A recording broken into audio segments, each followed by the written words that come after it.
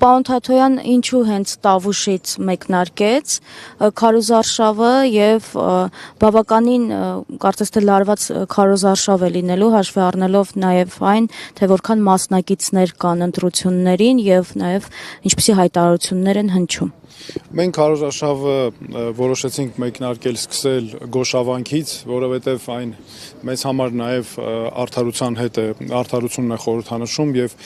արդարությունն, իրավունքը մեզ համար կարևորագույն արժեքներ են։ Իսկ Գոշը, երբ ստեղծում էր դատաստանագիրքը դեռ 12-րդ դարում, հենց այդպես էլ դատաստանագիրքը որպես օրենքների ժողովածու գրվել է։ Այսօր ընտրությունները մեր ցավոք սրտի դարձրել են այս իշխանությունը Նիկոլ Փաշինյանի ղեկավարությամբ ամեն ինչ անում է, որ դարձնի արտաքին ուժերի միջև ընտրություն։ Այսինքն այնպես է ստացվել, նրանց այդ թեզերն էլ ամբողջությամբ այդ մասին են, որ Հայաստանը այլ ընտրություն չունի անելու, Հայաստանի շահերով ղեկավարվող ուժ, այլ պետք է նայենք տեսնենք, որ արտաքին ուժը ինչ է ում է սատարում, ով է մեջքին կանգնած եւ ըստ այդմ ընտրություն անեն ժողովուրդը։ Մինչդեռ մենք դա է փոխում եւ տեսեք հակադրություններ է առաջացնում հիմա մեր ժողովուրդը ստիպված ինչ պետք է ընտրություն անի Արևմուտք կամ Ռուսաստան կամ որևէ այլ ընտրություն անի, իսկ ինքն էլ ընդհանրապես Ադրբեջանի աջակցությունը վայելող մարդն է մեր երկրում։ Իսկ մենք ասում ենք, որ ոչ, մենք հայերս այսքան հազարավոր տարիների պատմություն ունեցող հերոսական ժողովուրդ ենք, մեր ազգային ինքնությունը, մեր հիմա ունենք Փառք Աստծո մեր անկախ պետականությունն ու ինքնիշխանությունը եւ մենք պետք է ընտրություն անենք ելնելով մեր շահերից, նրանով թե մենք ինչ ենք ուզում, մենք պետք է ընտրություն անենք ոչ թե հաշվի առնելով թե ուրիշները ինչ են ուզում, այլ մենք ինչ ենք ուզում, սա է մեր նպատակը, իսկ արդարության գաղափարը ընտրված է նաև Գոշավանքի նրանով, որ երկար տարիներ մեր ժողովուրդը եղել է ցավոք սրտի, խնդիրներն այնքան շատ են եւ ընտրությունից ընտրություն, մարդկանց խոստումներ են տվել, հետո գնացել, կորել են, իրենց համար ամեն մեկը պաշտոնների պետությանը կապ ունենալու նաև շնորհիվ պաշտոնների շնորհիվ անձնական կյանքն է բարելավել, բիզնեսներ են դրել եւ այլն։ Հիմա մեր ժողովուրդը նաև այդ խնդիրը ցավոք սրտի կա, որ վստահության հարց կա եւ ժողովուրդը հիասթափված է նաև։ Հիմա մեր խնդիրն է, որպեսզի այնպես անենք ժողովրդի մեծամասնությունը հավատա մեզ եւ մեր ուժին եւ որ իսկապես արդարությունը գալիս է ու ամենակարևորներից նաև որ գիտեք այս իշխանությունը երբ 2018-ին ստանձնեց Հայաստանի իշխանությունը Նիկոլ Փաշինյանի ղեկավարությամբ հիշենք ինչ խոստումներ էին տալիս ամենաբարձր խոստումները 2050 թվականին մինչև 5 միլիոն բնակչություն էին խոստանում մինչդեռ 2050 թվականին ժողովրդագրական տվյալներով վիճակագրական նաև ուսումնասիրություններով 24.4% միայն լինելու է մեր ավագ սերունդը, տարեց սերունդը։ Հիմա դուք պատկերացեք ինչ աստիճան է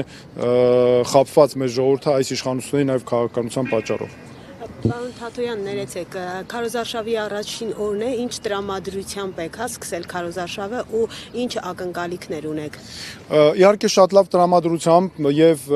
մեզ հետ են նաեւ մեր աջակիցները, համակիրները, թիմակիցները, ակնկալիքներն այն են, որ իսկապես մենք ամեն ինչ անելու ենք, որ մեր ժողովրդին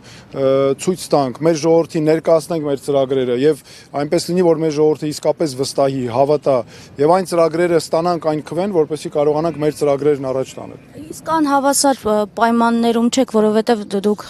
խոսում եք նաև, որ փորձում են աշխարհաքաղաքական դերակատարների միջև նաև ընտրության վերածել եւ վերջերս Հայաստանում տեղ ունեցած գագաթնաժողովն էլ անհավասար պայմաններում չի արդեն իսկ, հա։ Տեսեք, եթե խոսքը գնում է, եթե դուք խոսում եք այսօրվա իշխանությունների մասին եւ նրանց հետ համեմատությամբ, նրանք այո, իհարկե, ի սկզբանե Մակրոնը զբաղված էր Փաշինյանի քարոզարշավը։ Եթե մենք խոսում ենք գագաթնաժողովի մասին, դա բոլորովին այլ հարց է, այն իմաստով, որ այո, Նիկոլ Փաշինյանը ամեն ինչ արեց, որ այդ գագաթնաժողովը դառնա իր նախընտրական քարոզչության գործիք, բայց մենք պետք է հասկանանք ինչ տվեց մեր երկրին այդ գագաթնաժողովը եւ մենք ամբողջը այսպես ստուգելով նաև բացատրել ենք, թե իրականում ինչ օգուտ պետք է ստանար մեր երկիրը, բայց արդյունքում մեր երկիրը սկսած վիզաների ազատականացումից անվտանգության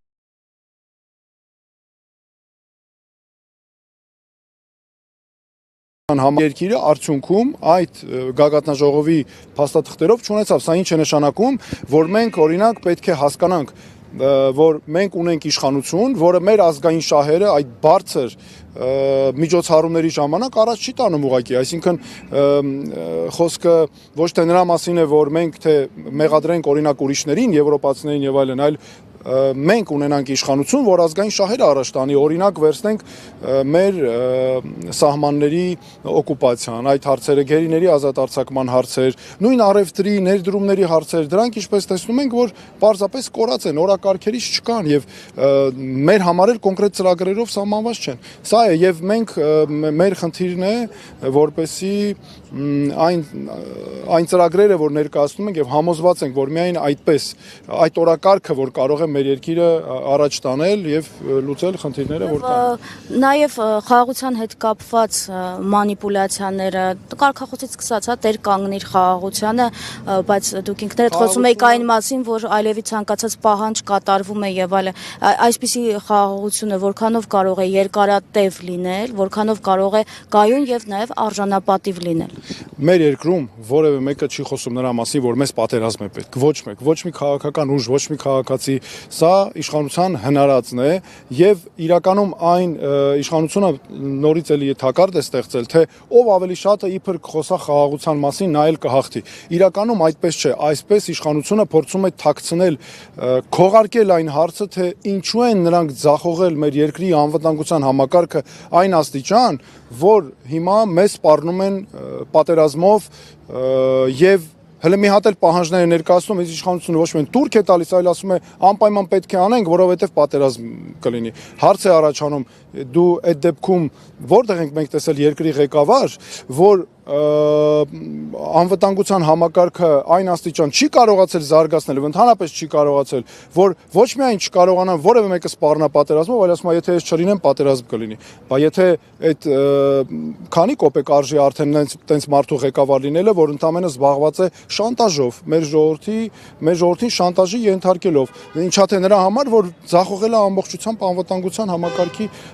համակարգը մեր երկրում։ Ինչու հենց դուք արդարության մասին եք խոսում, ասում եք, որտեվ արդարադատությունը գալիս է, բայց ինչու ձեզ պիտի ընտրեն այն քաղաքացիները, ովքեր ավելի շատ հավատում են օրինակ սոցիալական խոստումներին, ուզում են աշխատատեղեր բացվեն, մարդիկ կան այդ նաև գումարային գայթակղություններին ըստ էության չեն դիմամ, այսինքն այս առումով որքանով է ձեր ասածը իրենց համար շոշափելի, հա, որովհետև ես ասացի մասնակիցների թիվը բավականին մեծ է,